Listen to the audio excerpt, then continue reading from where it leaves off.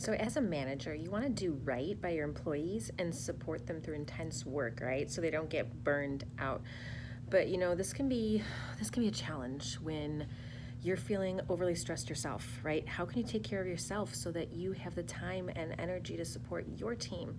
What steps do you need to take to reduce your stress level? And what actions can you take to improve your team members' well-being, right?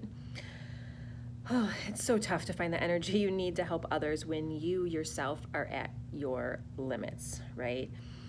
You know, First thing you got to do is make your own health a priority. Before you can help your team members manage their own stress levels, you need to manage your own, right? Instead of hunkering down and concentrating on your job, you need to stop, look around, and figure out how you're going to help your people get what they need, right? A good starting point to take care of your physical and mental health, right? Eat healthy. You've heard me talk about this before. Wholesome food, exercise regularly, get plenty of sleep at night, right? Try meditating, find someone to vent to, preferably not your boss. Taking care of yourself is not an indulgent luxury. It's a matter of self-preservation. Second thing is tackle a problem as a group. Right, even if you haven't fully reined into your stress, it's helpful to demonstrate that you take the issue seriously. You can even suggest that you all take on the self-care as a team. Learn to meditate as a group or share tips about practices that you use to reduce stress. You can make it a team goal to keep that stress under control. Say to your team hey, even in the context of this change, how do we come together? This is so helpful for the group, right? For your team members. And it's also going to keep you accountable for taking care of yourself. Don't force anyone into activities though, right? A sense of autonomy can counteract the symptoms of burnout. So you want to make people feel like they're making their own choices, right? Third thing, exhibit compassion. Don't be so hard on yourself or your team. Burnout can definitely feel like a personal failing. Oh, been there, right?